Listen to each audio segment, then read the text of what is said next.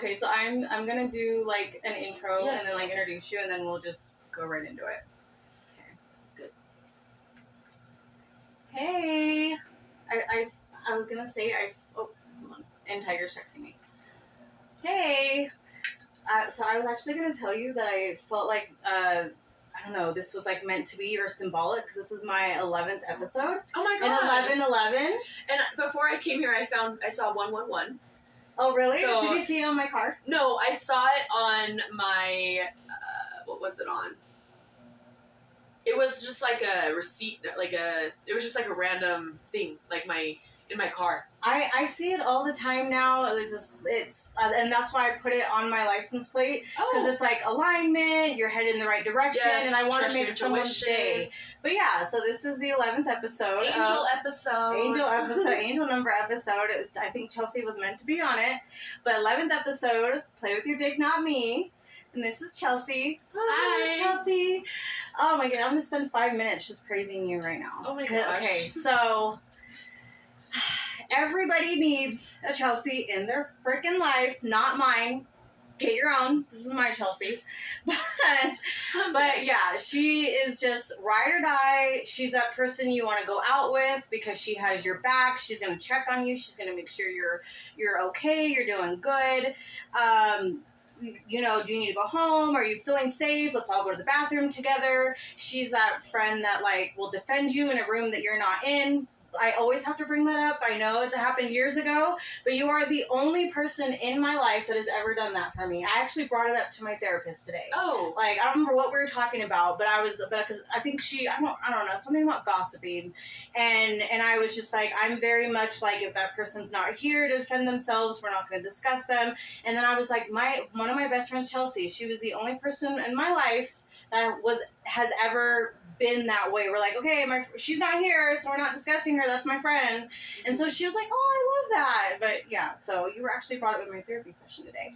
But wow, yeah, that's even like more of a alignment coincidence. Right? Yes. Like, But yeah, you're healing and I love you, and you're gorgeous. I love you, and you're just the sweetest person ever, and you've always been there for me. You're that type of person that will just like check in. If you haven't heard from me in a while, you check on me, you pay attention to, because sometimes people can seem like they're okay on the outside, and then they're like posting real depressing stuff, and you're that one friend that's like, are you okay? Mm-hmm. Whereas other people are just like, not that I need people to check up on me, but I'm just saying that like you like see through the facade, or if I appear like I'm doing okay, you're that friend that's like, hey, how you been? Like, are you okay? Mm-hmm. Just out of the blue. And I just love you. And you're just the most thoughtfulest, awesomest person ever. And you're just like the best person. And you're always checking in on me, and you always can like carry a conversation, and just you can just be vulnerable with anybody. Not anybody, but like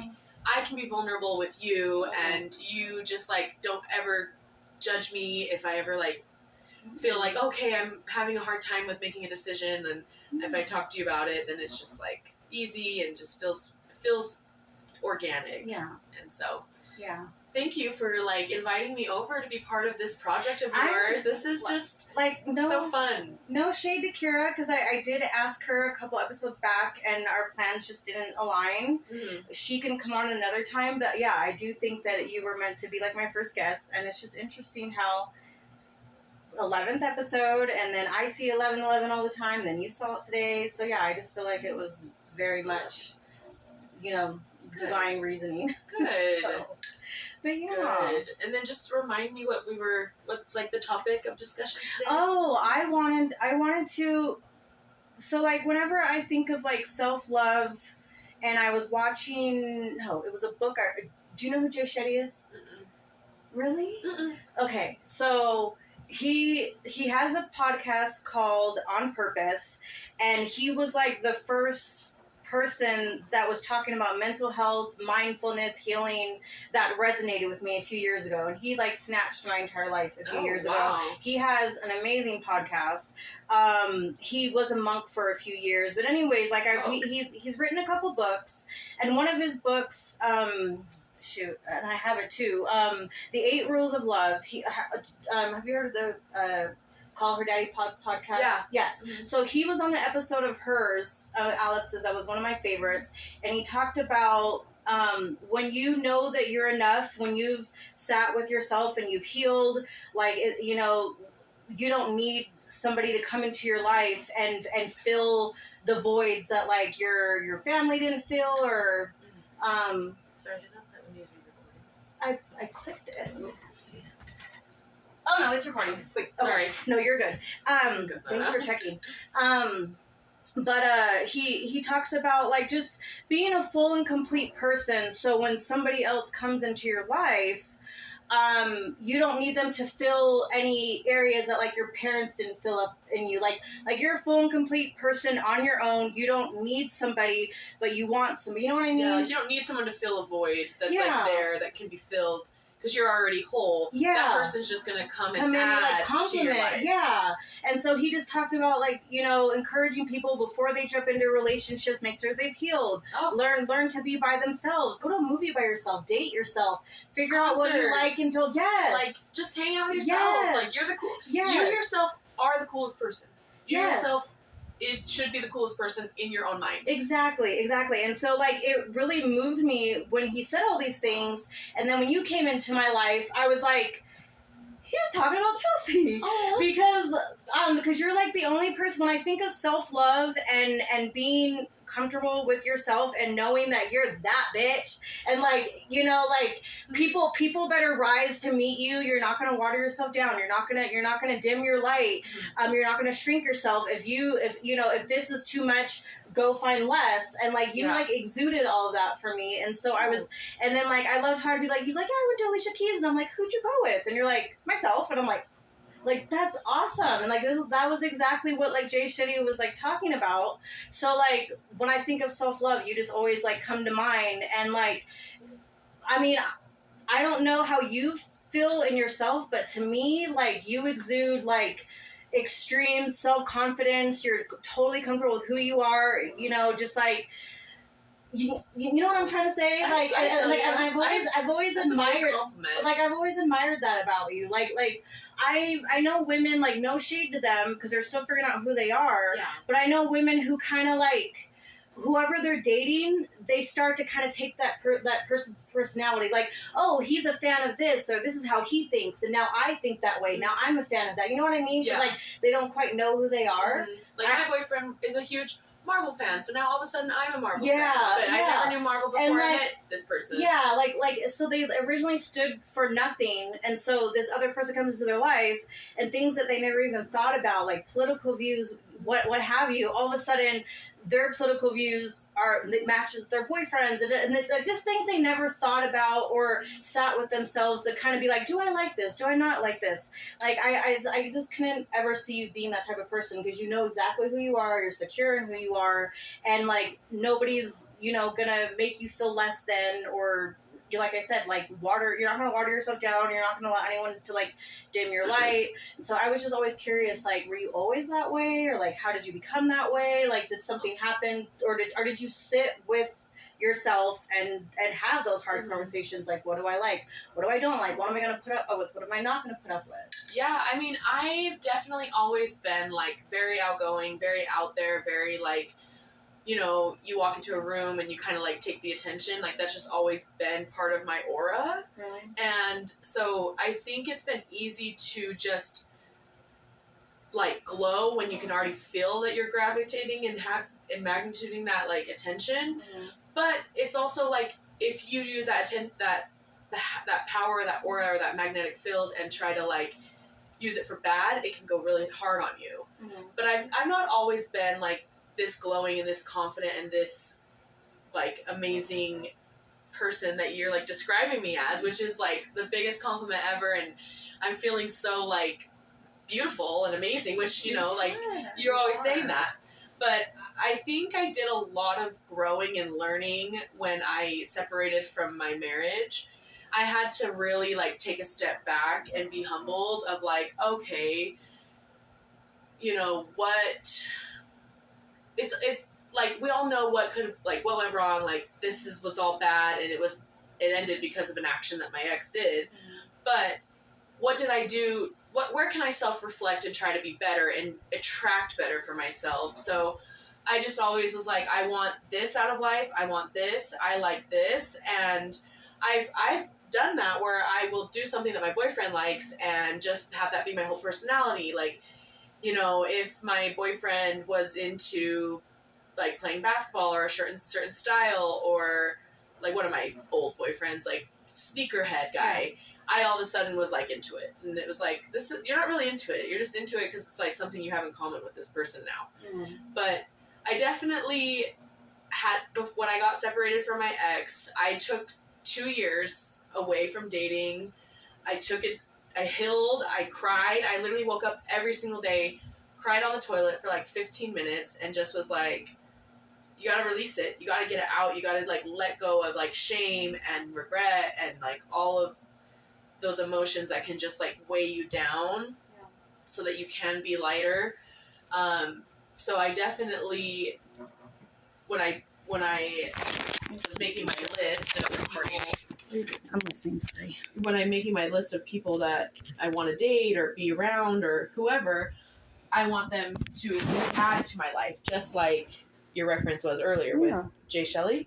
Jay Shetty. I'm going to send him your podcast later. I think you'll really like him.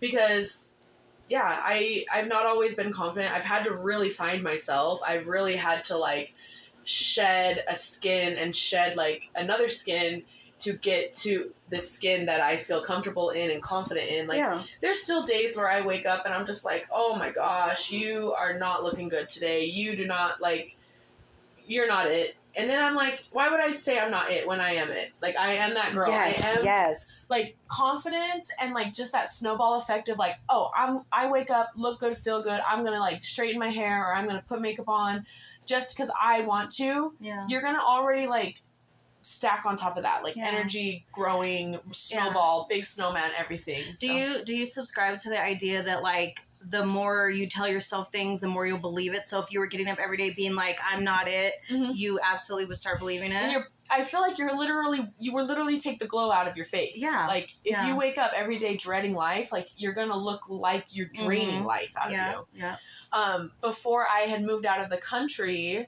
I literally manifested moving out of the country. Like, I put it on I had a little vision board. I had a little whiteboard, like a calendar. Yeah. So I wrote down all my schedule, and then I had affirmations at the bottom where there's like a little note section, and it said like me and my at the time partner are going to be living together here in this place, and it happened. Like, it manifested itself. Yeah. I will have a job while I move away. There it was. I will be, I spoke it into existence and I had it right by my door as I'm like walking out. So I'd read it before I'd leave, and I'd just be like, yep, that's the goal.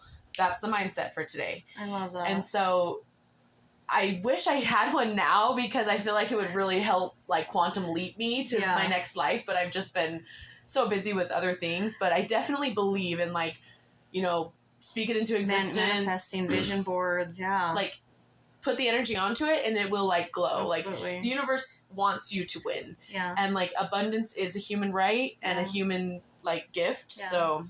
Well, Hobby Lobby's open now. Maybe we'll have to go there and get, like, vision boards. We should. They probably have the cutest ones. I'm so happy we have a Hobby Lobby here. Me too. I've never been to one, but I'm assuming, is it like Joann's, like, craft store? It's like Joann's, but, like, modern and, like, fun and cute. And there's just, like, so many different things. And it's not just crafts. It can be house decorations. They have, like, a bunch of Christmas stuff. So. We'll have to go. Yeah, because that's one thing that I want to start. Like, I kind of made, like, a note in my phone of things that I was manifesting. And the first part of it was, like, what I want. And then the bottom part was, I worded it as if it already happened. Yeah. Like, it was like, I want to create generational wealth for my kids.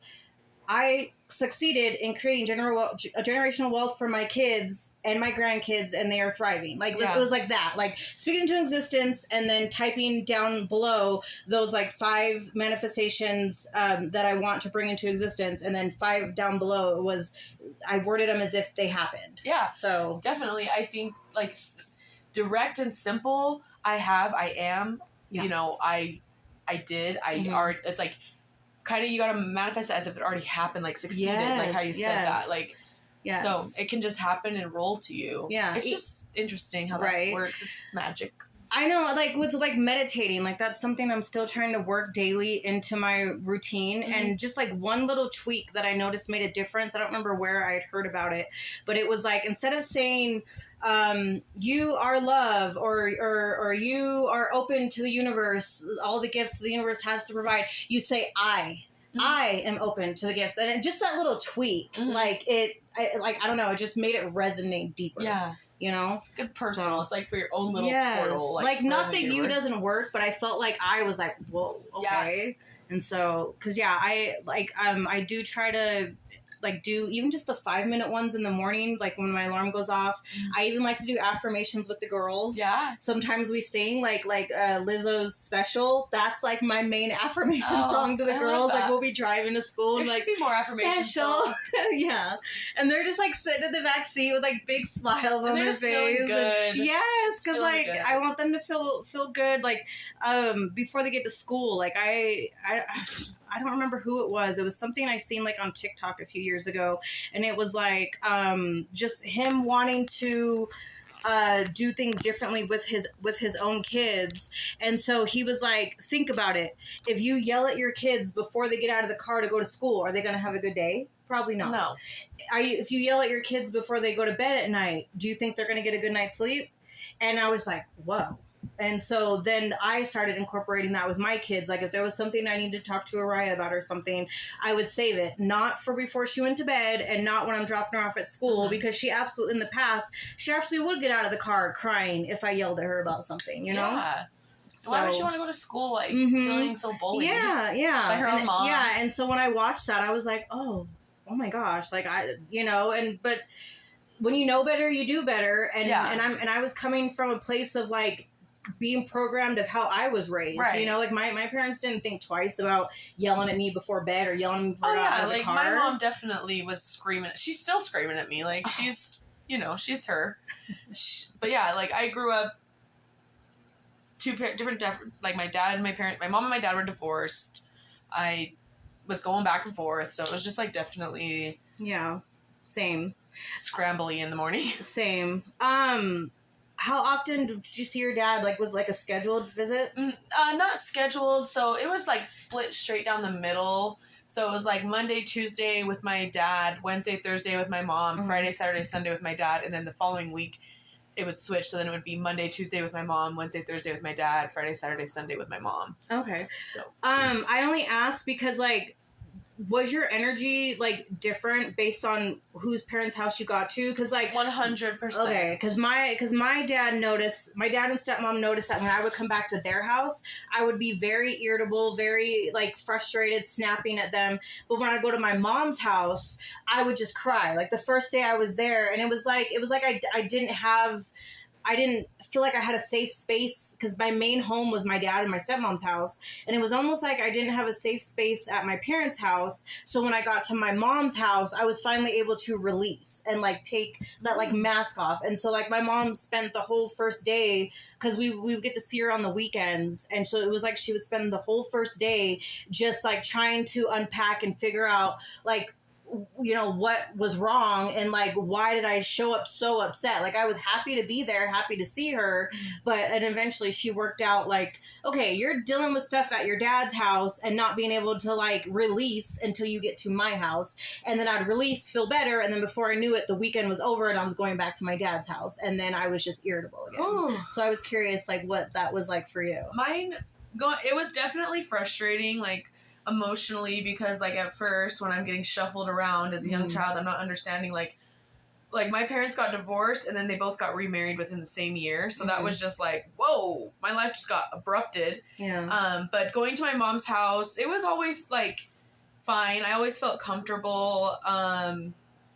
It was like I could talk to my mom. At my dad's house, it was like you had to be quiet, you kind of had to like cover up your emotions. Like it was very reversed. Yeah, it was reversed. And like my dad and his wife were always like, I don't know, they just were different. They like, I don't know how to explain it. Or actually, no, it wasn't reversed because you had to be quiet at your dad's, and that's how I felt at my dad's. Yeah. So, yeah, it was the same actually. So I just was like, whenever I'd like express something, it would always have to be like my dad is defending his wife versus like my opinion, and I'm like, Dad, you're my advocate here. Like Trisha's, now that I'm an adult, and if I was a child and could have like said these words to an adult and understand my emotions, I would have been like, Dad, I am the child here. Yeah, please be my advocate. Yeah, like please be my advocate. Your wife is driving me up a wall, you know? Yeah. Or like, I'm emotional. I'm away from my mother. You know, my mom is also dating around. Like, I'm feeling all of these, like, you know, worries of like, my mom is somewhere, I'm not with my mom, versus when I'm with my mom and my dad is somewhere with his whatever. Yeah. And then they had children. And so then like the focus from like my stepmom trying to be my mom kind of shifted to her trying to be the mother of her own child. So then I feel like, you know, I was pushed even more to the side, and so does Megan. Like, Megan and I feel the same. And then at my mom's house, she had children, and we're like, this is our sisters. This is our, you know, our family. It was never even have I ever said, like, oh, my dad's children with his wife are my half-siblings, because that's not, like, who I am. Mm-hmm. But I'm definitely closer and feel more, like, connected to my mom's children versus my dad's children because of the attitude that his wife has been like, this is our family, and that's you guys are separate. Your wife, and like that's like your marriage before's family. So it's like weird, and I don't know. It's even something like, so I don't know if I told you, but a couple years back we took my dad to Seattle for my just so she can go visit my sister. We could have a father-daughter trip. And it was like a whole drama. Like his wife was so offended that we didn't invite her and include her. Like she like just had this whole mindset of like, we're trying to like be devious and like go behind her back or something. And it's like, we're literally like gifting him a trip. Like we wanted to go see a baseball game together and have a weekend together. That's all. I think I remember you telling me it wasn't anything like devious. It was like, we've never had a trip before and we'd like to get closer to our dad because we're still trying to like, you know, bend a bond. Yeah. So that was weird. And then it's strange that she would even get upset or be offended by something like that. She's just a very like envious woman. Like she just is not secure with herself. So she just thinks that anybody around her is like a threat to her. Even her husband's own children. Yeah. I'm like, you're a weirdo. I don't know. I don't know if we've like, because I know we've talked about this a little bit before, but she kind of reminds me of my own stepmom because she came with that same energy, and I don't know if we ever talked about it, but she actually ruined the birth of Samara, Tiger's first biological child, and like made it about her. So like I can't go into labor by myself. Like it always has to be assisted. And so I always with all three of my girls, like it was like a scheduled induction. Well, Araya's wasn't, but it kind of turned into one. But Samara, it was a scheduled induction. And my doctor was like in the military or something. And so she had to serve a certain amount of time of the year. Mm-hmm. So she scheduled my induction before she had to leave. So it wasn't up to me. I didn't even know she scheduled it until I went to the doctor a few days earlier with like pain, and they were like, no, you're fine. Oh, your induction's scheduled on Monday. And like my parents thought that we were going to have Samara a couple of days after that. And so I called him and let him know, like, hey, we're like it's scheduled on Monday. This is when I'm having Samara. And like apparently my stepmom was convinced that we purposely scheduled it a different day so they couldn't be there because they were driving from New Mexico. And so I didn't know that she was feeling salty or anything like that until they got to the hospital. So they had to drive. So they came after the birth. Tiger wasn't even there. Another situation where like, let someone be here to defend themselves. Mm-hmm. And it was just my mother-in-law, and she just decided to let it out that she was pissed off and felt that we purposely moved the due date so they couldn't be in the room or something when that wasn't the case. And so Tiger had fainted during my delivery with Samara. Oh. And so like I had called my parents a couple hours earlier, let them know that it happened because I was sobbing, freaking out. It was scary. Mm-hmm. And so anyways, so like long story short, you know, my stepmom's like, well, when are you leaving the hospital? And I'm like, I think we're going to stay a couple days.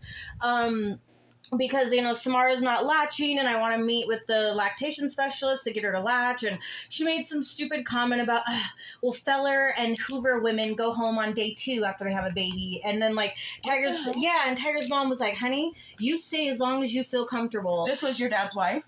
Yeah, my stepmom was the one that said that. And then my mother-in-law, Tiger's mom, was like, honey, you stay as long as you feel comfortable. You feel, because, like... You're the mother. Yeah, like, she was basically shaming me for wanting to stay in the hospital for a few more days to make sure my child learned to breastfeed. And so she just I don't know, like, out of nowhere, like, I just had a baby, like, you know. Why are you attacking me? Yeah, and she just had an attitude, and then all of a sudden just started going in on Tiger about him fainting, and she's like, well, you know, you would feel more secure, like, going home on day 2 and breastfeeding your baby if you didn't have, like, a weak, insecure, like, spouse, and, like, he planned to faint because he, like, wanted to, like, leave you, and... Right? That was like nothing she said made any fucking sense. Okay, my stepmom's not like that. Yeah. Well, I don't know, but it, like, and she's intimidated. My yes. stepmom is intimidated by me. She doesn't even like try to like keep a conversation really going with me. Oh, I could see that. I could see that because you're you're very secure in who you are, and you're not. She doesn't add value to my life, so I'm not gonna care what she says. Exactly. For me, I still hadn't quite found my voice yet and learned to, like, set boundaries with my family at that time yet. Like, Tiger was the one that later on, you know, taught me, you know, helped me learn that you can say no. You can, you know what I mean? And I never knew that I could with my family. Like, I always felt really manipulated. But yeah, so she was just...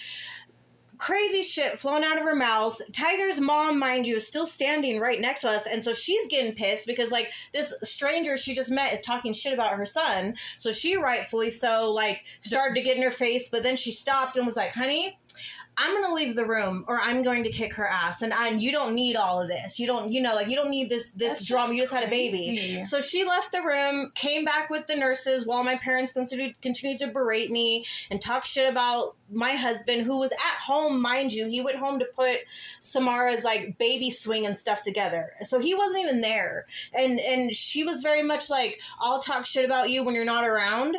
And then to your face, I'm going to smile at you. She very much brought, like, that energy. And then when you would try to confront her about her behavior, she would gaslight you. So yeah, so she ruined what should have been a nice moment, the birth of my second child, Tiger's first child. And so yeah, that was like, she would do stuff like that. And then say really mean things to your face. And then when you try to tell somebody, she would lie or gaslight you. So maybe not exactly like your stepmom, but she definitely had some insecurities and was threatened by everybody. I mean, my mom was dead by this time, and she was still threatened by her. You know, so like rested. Like, can we just let her rest? Yeah. So yeah, my stepmom, I don't know. She's like a Karen a little bit. She's a little bit of a helicopter mom on her own children. She's not really a helicopter mom on me and Megan because we have a mom, and like, our mom is always going to be our mom. And like, I don't know, in her head when she was first meeting my dad, if she thought that like my mom was like unstable and like not able to take care of us or something, because she like had this like whole like attitude of, has she met your like mom? Yeah, of just like, oh, your mom's like unstable, insane. Like, yeah, my mom is like, you know, she has her mood swings and stuff, but that doesn't mean she's unstable and unable to take care of her children. Like, she's always provided for us. Always. And like, my mom is just so strong and like independent that like, she's the complete opposite of what Trisha, my stepmom, is. So it's just like, I mean, like, whatever. Like, despite like the misunderstandings or just not always feeling like seen or heard or maybe see eye to eye with your mom at times, do you think that like you're like strength and like, you know who you are and you're firm in who you are, like, you get from her? Yeah, 100%. Cause yeah, like your mom just seems like another one of those women that's like, I'm that bitch. Like, I'm not watering myself down for you. Yeah. Sorry. You okay? Yeah, I'm fine. Yeah, no, my mom definitely has like molded me to be like the woman I am today. Like, I look up to her so much. She's such a hardworking woman. Like, she's a corporate baddie. She She's like She is. executive queen girl. I don't know what even her title is, but she's all over. Yeah. And she's always taught me, like, we're strong. Like, we're strong women. Like, we don't let, like, the little things get us down. Like, and I don't know, maybe it's a good thing or a bad thing, like, building up a wall and just being, like, strong and, like, making sure that you have standards and making sure that you know who you are. Because, like, you know, if you don't know who you are, then, like, someone's going to try and make you something. Mm-hmm. And if you don't know what you want... Like I said, if you stand for nothing, you'll fall for anything. Mm-hmm. And so that's just been amazing to have her in my life. And just being, like, the oldest sister, I've always, like, I've always understood that, you know, you gotta, like, love yourself so that, like, your sisters can see that, like, you know, if you don't love yourself and you're calling yourself all these horrible names, then, like, your sister's looking at you. Yeah. Like, you're, like, this cool older sister all over the place. What do you doing think they're going to start thing. doing when they're going to think that they're ugly and that they're not worth anything. So it's like, you know, you have daughters. You can't be sitting here saying, like, oh, I look like this in this dress, or I look like this with this hair color. Or, I always try to keep that in mind because I'm trying to raise body positive girls, women, you know. Because those evil thoughts are going to come either way. And the world's going to tell them, like, you know. The world is going to affirm their deepest, darkest, like, evil insecurities thoughts. And stuff. And then, like, unfortunately for girls and women, it's thrown in our face all day long, like, you know, filters and models and how people look on magazines and all that stuff. And, like, we're constantly being thrown at, like, the standard of how we're supposed to look. The body standard has changed so much since 2002. It was like skinny Paris Hilton, low-rise jeans. No shade to her. I love teeny Paris Hilton. Tiny. Oh no shade to Paris Hilton, girl. Paris Hilton. Like, I love your freaking Only the Stars, or what's that song? She has a song and she kills it. Yeah. But I mean, that was the style, you know, and then you get close, like, to the Kardashian era, and it's like curvy waist, booty, BBL, which no shade to those that like your body, your choice. If that's like making you feel confident, then fucking work it, girl. Yeah.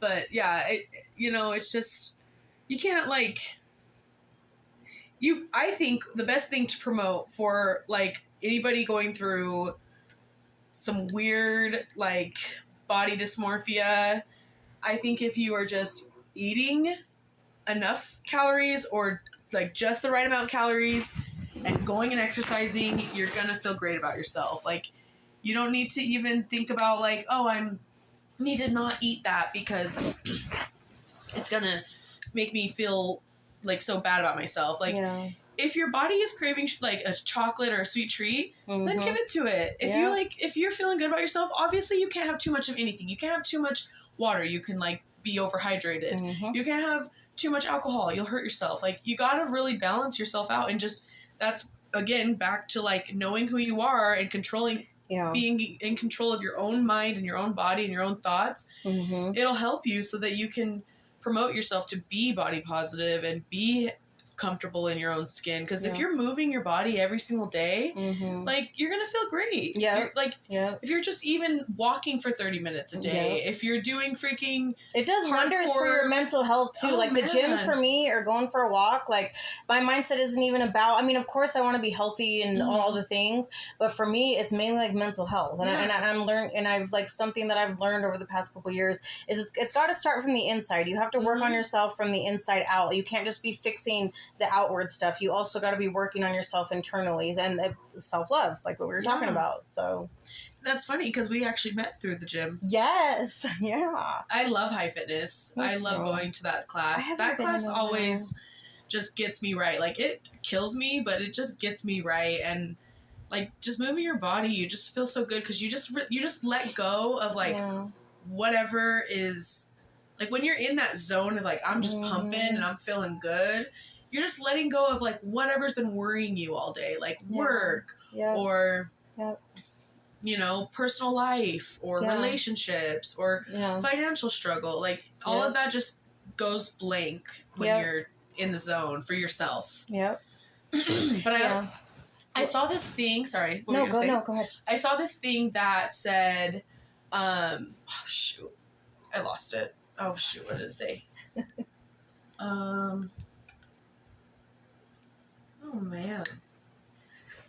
It'll come back, I think.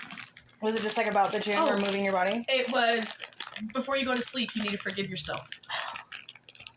Really? Like just for the whole day? Just for whatever you think is like, oh, I shouldn't have cut that person off, or I shouldn't have. I love that. I shouldn't have told myself I looked shitty, or I shouldn't have had that negative thought. Like, just wake up or before you go to bed, forgive yourself so that when you wake up, like, you know, you're just feeling light. You're feeling fresh. You're feeling like, I don't need to hold on to what yesterday did because I forgive myself. Like, I love that. For me, I'm trying to be more patient with my partner. Like, patience is something that I haven't always been great at. Me neither. And then, you know, getting a divorce, I've definitely had to, like, take a step back and be like, you need to be more patient and you need to be, like, less controlling because... I wouldn't call it controlling, though. I know, like, but before, I was real crazy. I was real, like, graspy on my men. Really? Because I had, like, some sort of insecurity. Yeah. And so it was making me, like, be, like, this little controlling person. I feel like, just in some scenarios that I've had, not with my current relationship, but with past relationships. And I'm sure if my partner was here, he'd probably be like, yeah, you are a little bit controlling.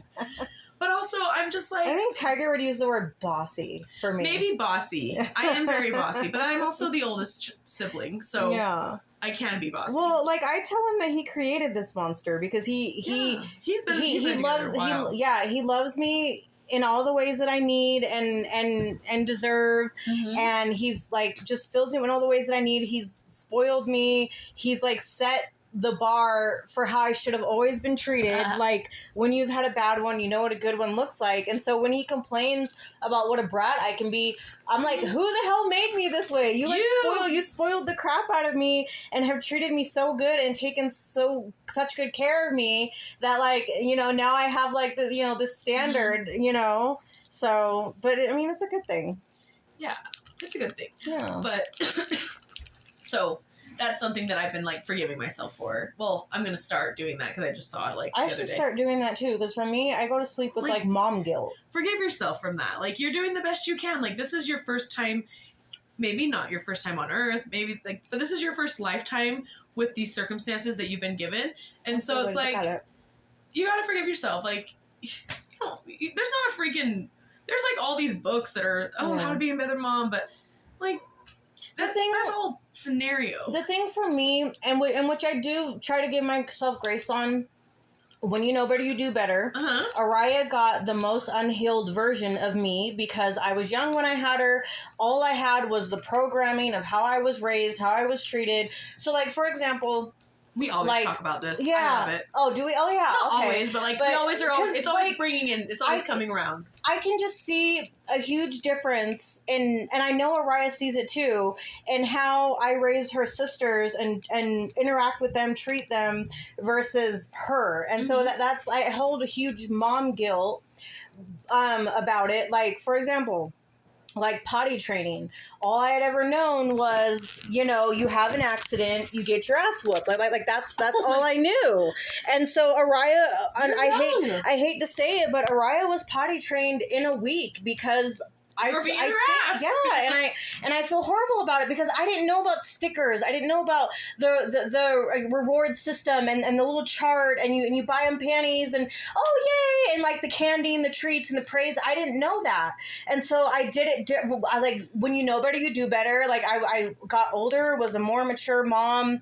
You know, older, had access to more resources. Of what works, what doesn't work, other people's and so that was the kind of thing that I stayed up at night and cried about because with her sisters.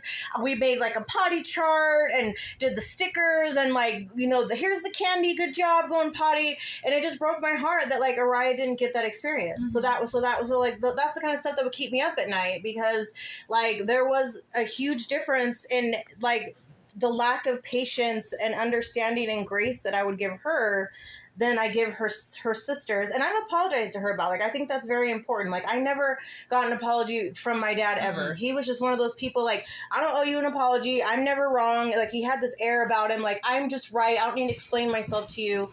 And I never wanted my kids to feel like that. I never wanted my kids to think that I thought I was perfect and I don't make mistakes. Like, mom fucks up. And so I over apologize, I think. And so I've had these talks with Araya. Like, I'm so sorry that, like, you got the most unhealed version of me. And, like, she'll like be bawling and crying, and I can just, like, releasing, and I can tell that this is something that's, like, stuck with her, because I don't want my kids to go to therapy because of me one day, you know? Right. Like, if they need therapy, they need therapy, but I don't want them. Know better, do better. You're doing it. And she's able to heal right now instead of as a 30-year-old. I hope so. And it's like, because I don't want to be the reason she goes to therapy at 37. She's also like an emotional teenager. Like, she's gonna feel like all the feels all at once. Yeah. And that's okay for her to be like open and vulnerable. Yeah. And so I've apologized numerous times because I never got any apology, even before I went no contact with my family a few years ago, and I tried to have that conversation with my dad numerous times to address things that hurt me while I was growing up and stuff, and see if he would take accountability, and he never would. He would just change the subject, gaslight me, or whatever, and so I just gave up, and I don't know. I Megan's just don't want dealing my kids with something like that with our dad right now. Really? So my sister, that's my stepmom's firstborn, she has my sister Megan blocked on, like, text messages. Like, she's tried to, like, text her happy birthday, and she's blocked. And so Megan's been holding it in for so long, and she finally messaged my dad and was like, hey, I just want to know, like, I tried to text Liberty on her birthday, and the text never went through, and I tried to text her last year too, and it never went through. So I'm just wondering if I'm blocked. And then my dad just said, like, oh, I'll talk to her when she gets home, because she still lives at home. How old is she? She just turned 20. Oh. Megan or the other sister. Oh, the sister that blocked Megan. Oh, okay. And then my dad, like, this happened on, like, Monday or Sunday, and my dad still, like, hasn't, like, talked to Megan and been like, yeah, let's have, like, a come to. Because it's like, he's just, like, not afraid to like confront his wife and that child and their daughter. It's just like, they're gonna make my dad's life, like, such a fucking emotional draining hell. And they'll just, like, make him feel so shitty about himself so that he just doesn't, like, confront them. And it's just, my dad puts himself in that situation. Like, he's a grown-ass adult man, but also I give him grace because he's, like, first time figuring out how to, like, deal with two families. But also, it's been enough time that, like, if you wanted to be the dad that we want you to be, like, we don't even care to see Trisha. Just come and hang out with us. Like, call me up. Let's go to dinner. Let's go watch a movie. Let's go do something, because I don't really feel like I benefit from hanging out with him and his whole family. I feel better when it's just you guys. So we can just connect, and, like, he can feel himself through with me, because, you know, I feel like he has a different, like, approach to Megan and I, because we are so, like, down to earth, and we're not so, like, wound up, and we're not, like, part of the church, which that doesn't really matter. Yeah. But, like, his wife is very active in the church, and, like, I don't think my little sister is, though, but it's just, he can feel like he can relax and, like, talk and just be normal and joke. Yeah. I hate that he has to feel like when his wife and other daughters are around, that he has to feel like he's walking on eggshells or something. Yeah. Like, that has to be stressful. They're always, like, dogging him. They're always like, oh, yeah, Dad, like, yeah, me. Like, I'm like, leave him alone. He's an old man. Not like an old man, but, like, you know, don't make him feel stupid, because I can make you feel stupid real fast. Right. And that's my dad. So I didn't choose my dad. Yeah. I just, well, maybe I did in heaven or whatever they teach you. I don't know. But, you know, that's my dad. I'm going to defend him. Yeah. I love him. Yeah. I wanted to pivot back real quick. So you had said earlier when we first started talking that after your divorce, you were single for 2 years. Was that, like, by choice because you felt you needed that time to heal, or just kind of just happened like that? For the first year, because most people won't do that. Most people, like, they can't stand to be with themselves. They can't stand to be alone. And so they'll instantly just go jump into the relationship, and they haven't healed. So that's fascinating to me. You gave yourself that time. I was so traumatized at what happened to me because I was so bamboozled. Yeah. Like, my whole perception of, like, what I was seeing in my marriage and what was happening in real life were two different realities. Yeah. So I was like, whoa. So I came home, I was traumatized. And I just chose not to be in a relationship for a year. Yeah. Like, I'm not going to go on any dating sites. I'm not going to do any, like, BS with a man because I'm not in a space where I can be stable in a relationship right now. And that's what I admire so much because, like, you recognize that, you sat with yourself, identified that, like, in you, and were like, I'm not doing this, I'm not doing that.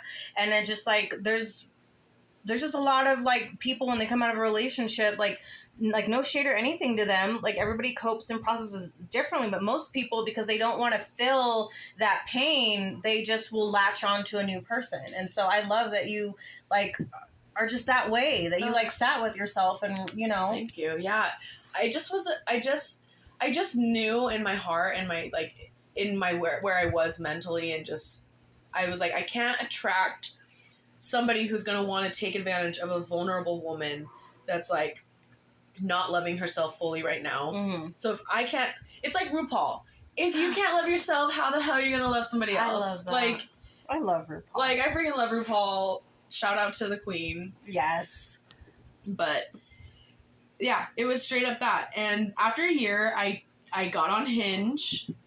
Maybe a year and a half I got on Hinge. I was like, maybe I'm, like, down to start, like, inviting somebody. Because at that point, I had been, like, working out, feeling really good about myself. I was feeling stable in my job. I was starting to coach at the cheer gym. This is at Purple? Mm-hmm. Oh, okay. Mm-hmm. Purple's been my only job since I moved back. So I've been there 3 years. Oh, so. Nice. Okay. Whoop, whoop. But yeah, so I got on the site, like the Hinge, and I wasn't really accepting any Joe Schmo. I was being very picky. And I was like, okay, whatever. I'm kind of, like, one night I'd be like, okay, I'm kind of, like, bored. Let's see, like, if I can get a date for this weekend or something. And I would, and it was easy and it was fun, and I was getting to know new personalities. I mean, there was nothing wrong with you being in these streets. Like, we all have needs, and that's what I loved, because that's around the time that you and I became friends. Yes. When you were kind of just, like, going on dates and stuff. But you were like totally fine with, like, if you're not, like, measuring up to the standard I need you to be, like, you're going to be dismissed. Like, mm-hmm. like you weren't taking excuses. You weren't ignoring red flags. You were just like, next. Yeah. Like it's not fitting. Mm-hmm. So yeah, that's just what it was. I really wanted to, like, have that, like, this is my single girl era. I'm going to be independent. I'm going to be, like, what you see, like, on, like, Sex and the City. They're just having fun. They're, like, getting spoiled by men, right. You know, just, like, grasping the male gaze. And so you were giving, like, all, I don't know which one's your favorite, but, like, I remember, like, Carrie being the one that was just like, I'm going to have fun. Actually, no, Samantha. Like, Samantha was my favorite. Like, she was really the one that was like, thank you for giving me what I need. You can go now. Yeah. Like, and there was, you know, those people that were maybe a little around bit of both, giving me what I needed. And then I was looking for more, like, emotional connection. And I was, like, not seeing it. And it would be like, okay, this guy's cool, but he's not really, like, you know, there's a lot of things that I'm seeing that are reverting me kind of back into that circle of what I was before. And I was like, I don't like that. And the triggers, and you're just like, no. Mm-hmm. I don't like what this could potentially become because of what I felt already before in a previous situation. Mm-hmm. And, you know, I just was wanting, like, a man that's going to be a man and take care of me and know that I'm, like, a delicate woman and I can literally, like, produce a baby. You can't, so you gotta treat me right. Like, you gotta, like, love me because I can literally make life. Yeah. And I love, like, just treat me like a delicate woman that, like, you know, you would want to have, like, your daughter or a woman that you love. And again, that's what I admired, because you were just kind of like, see this crown? If you treat me anything less than, you can go. Like, this what you see is what you get. If this is too much, like, go find less. And I like noticed that, like, that just, like, that confidence and everything in you, like, when we were first getting to know each other, and I was just like, she's amazing. You're so sweet. You know?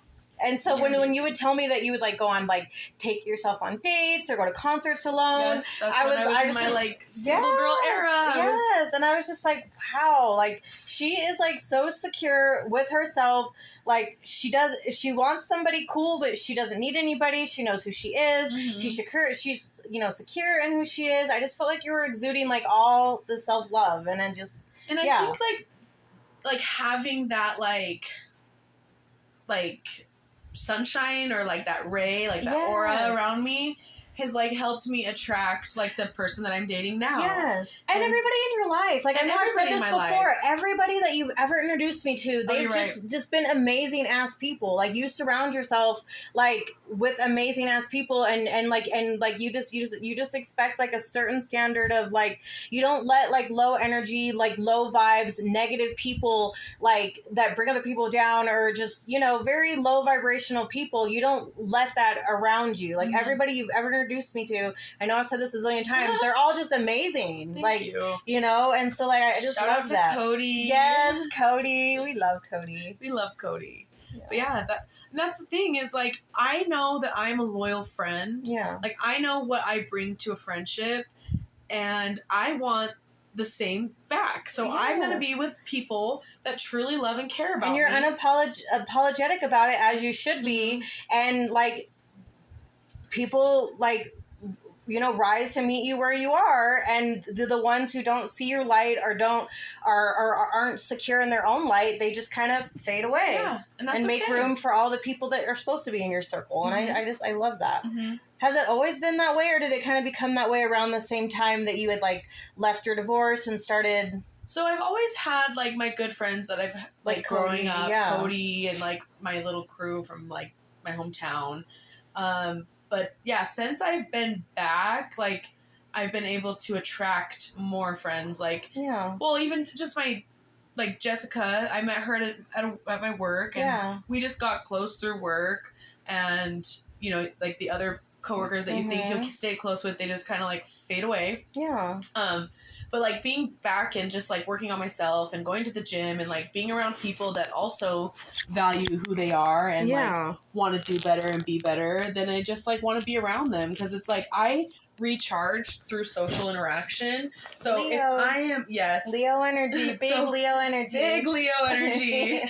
But yeah, Spencer's the same way. Yeah, and so if I'm feeling good around you and stuff, then I am going to, I'm gonna want to be around you and recharge and like just get that momentum of like, my friend's doing good, they're promoting their podcast, business, whatever, then it's going to motivate me to have a new idea or, what can I do that's going to make me feel fulfilled in something new, Yeah. So it's just like, I like to see my friends do good and be good and succeed. And I'm very much like, I kind of just, around the time I went no contact with my family, I kind of adopted this, I only want people that are good to me and good for me around me. Like literally our wedding reception, like we weren't friends yet, but our wedding reception, Tiger was like, who do you want to invite? And it was simple. If I have to fake smile around you or you give me anxiety or you make me uncomfortable to be around you, you're not invited in my reception. Like, sorry, not sorry. Like that was real. And like, I try to adopt that same,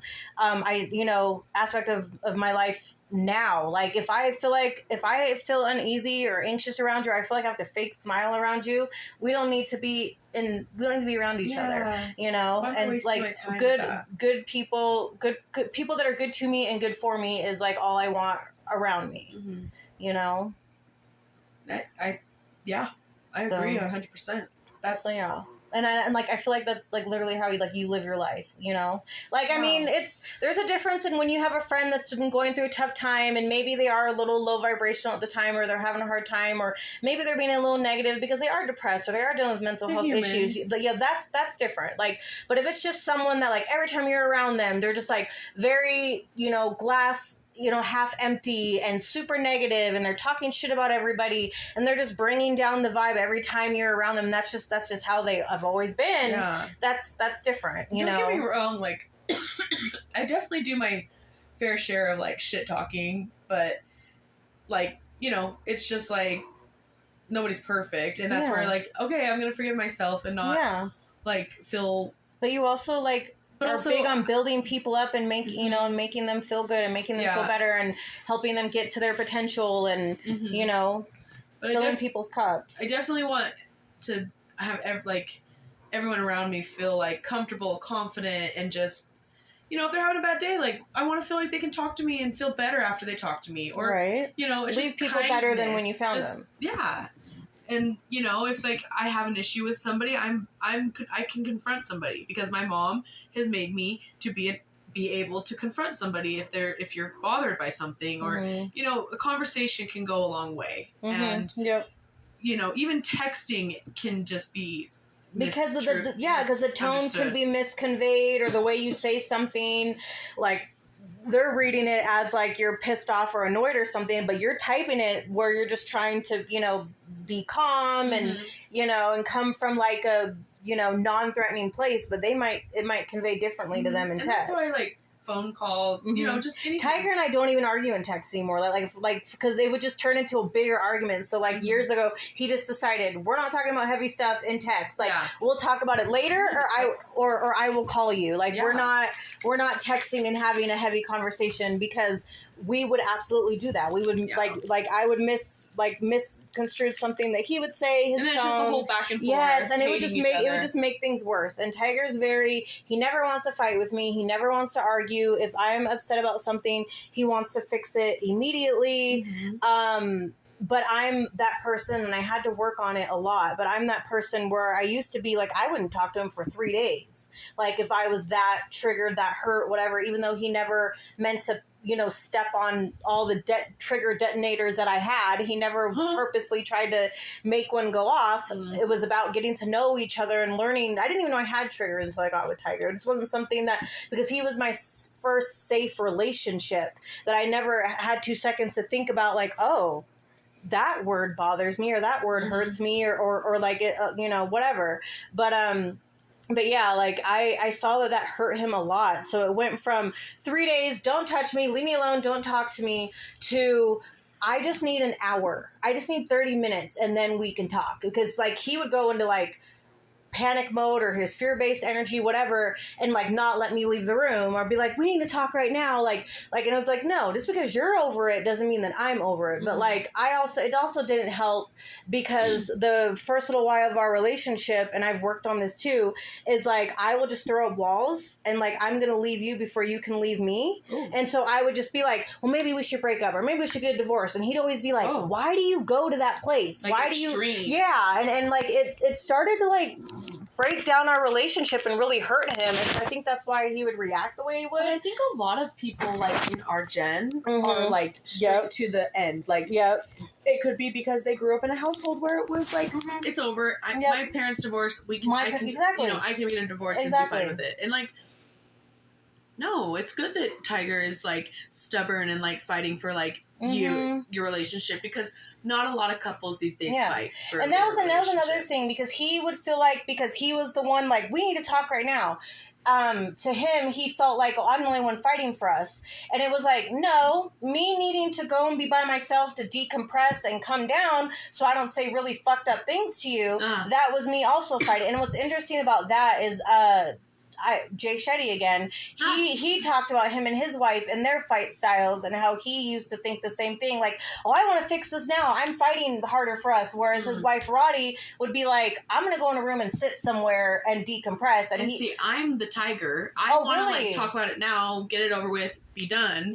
And my partner is like, we should probably like, separate and take a minute, get our thoughts in order, because I'm the type of person that's going to be like asking 100 questions, wanting to know all the answers. Why are we pissed? What is this? What is this? And my partner gets very overwhelmed when he has to sit here and answer 30 questions. Like, okay, can I get my freaking thoughts straight before I have to, be on 20 questions? But so that's where it's like, okay, well, where can I meet him? In the middle, so that I get my, needs fulfilled with the argument. But he also can regulate and be in a space to talk. And that's where I also need to learn that, like, just because you're used to it being a yelling match for it to feel like we're fighting for it and we're having, like, a good time, like, it doesn't need to be so tense. It can be a conversation where there's disagreements. Yeah. And we're not like letting everybody know because we're yelling about it. And it was never about like Tiger was fighting or he cared more than me. I just had a different way of showing that I was fighting for us too. Because you could have just given up and been like, F this, I'm over it. Yeah, and even when I would say like maybe we should get a divorce or maybe we should break up, that was just my walls going up. That was just my defenses going up. That wasn't something that I actually wanted. And then when I would calm down, I'd be like, I didn't mean that. But the damage was basically already done. And I had said it enough to him that he really did start, believing it. And I mean, and a couple of years ago, he was just like, I swear, if you say that to me one more time, then we might as well just be done then, because I had said it so many times. And then I realized like, this is really hurting him. And this is why he gets in the mode that he gets where like he wants to block the door and we're going to talk about this now and and wants to fix it right then and there, because I think that I had like instilled that fear into him of like, well, we should just get a divorce or I'm going to pack my stuff and go. And so he was used to me always doing that, and so he would just like jump up and be like, we got to fix this. But like now, like he's in a more calm place, because like blocking the door and not letting me leave was not healthy, and then me saying like we should just get a divorce, that stuff wasn't healthy. And it's so just two extremes. To come into the middle. And so like now it's just like when we can tell that it's going to start escalating, and because Tiger won't like yell, he never yells. He will get louder to make me get quieter, but he's never like screamed or yelled at me. We don't name call. But now when he starts to just be like, wow, you want to talk to me right now? Like I have to still kind of calm him down sometimes and be like, I just need 30 minutes. I'm not going anywhere. I'm not going to ignore you for the next 2 days. I'm not going to tell you we should get a divorce. I just give me 30 minutes and I will talk to you. And he's gotten to a place where he's like, okay. And he'll like come in here, hang out. Maybe he'll like go shooting for a little bit or something and come back and like, okay, are you ready to talk? Okay, we can talk. And so like I did grow in that way where it went from, I can't go 3 days without speaking to this man and not letting him touch me, because it would really hurt him. And I remember him telling me once, like, of all the girls I've ever been with, they've never done that. They never been like, don't touch me, or went days without speaking to me. Like that was new behavior for him. And so then I just felt awful because I'm like, and here I come being like, don't touch me and like get away from me. But also it just like works. Like you guys have to have your weirdness to make it work, because like what other man's gonna put up with that? I know. And that's what's amazing. I know. Like, I've had this conversation with a friend of mine a few years ago, and I'm like, nobody can handle me like Tiger does. Just break up? Yes. He would be like, fine, bye. Yep. Nobody can handle me like Tiger. Nobody. Like, I know. I'm aware that nobody will put up with my shit the way he does. I know I'm a fucking brat, and nobody would be able to handle all that is me, because somehow this man just has a gift. He knows how to love me back to me. If I'm spiraling out of control, he's that anchor to bring me back down and be like, calm down, woman, And so, I'm aware, I'm very aware that there's no other person on the planet that would ever put that much effort into dealing with my ass. So, yeah, I mean, I don't know. Yeah. Just the takeaway from this is just love yourself. Yep. Forgive yourself so you can love yourself. Yep. I love that. And you're like the coolest version of yourself because you are you. Yeah. And nobody can be you. And you're stuck with you forever. So like, be comfortable with yourself. Yeah, be comfortable with yourself. Love the ever living shit out of yourself, because like we're with yourself for the rest of your life. You're in your head every single day. Yes. You're in it every single day. So you might as well be telling yourself positive, beautiful, loving things to yourself, because you are stuck with you. Like, and so it's like self-love. Yeah. Self-love. And thanks for end this here. Yeah. Thank you for having me. Good luck. I love this. Thank you. I love you. I love you. Thank you for coming on and being a guest. Because I've been wanting to do this for years, and I don't know, this healing journey I'm on and spiritual journey I'm on, it was I don't know, something was like, do it. Quit procrastinating all the things that you want to do and do it. So. I'm so proud of you. Thank you. And I like that. It's like, it's a way for you to like release and I'm like healing out loud. That's how I look at it. And, it's just like making you feel like confident and feeling like you're being heard. And And I hope that it resonates and it's helping. You're like vulnerable to the internet. Yeah, You're like and telling I'm, yourself. Yeah, and I'm hoping my goal is, because even if nobody ever watches it or whatever, I don't ever get a ton of followers or it takes off, like that wasn't the goal. Like I keep hearing the Sam Smith "Money on My Mind" song. Like I do it for the love. Like that's really how I feel. Okay, It's like a popular song of his right now, and like it just resonates because it's like I didn't start this to be viral or make money or whatever. I did it in hopes that like I'm, you know,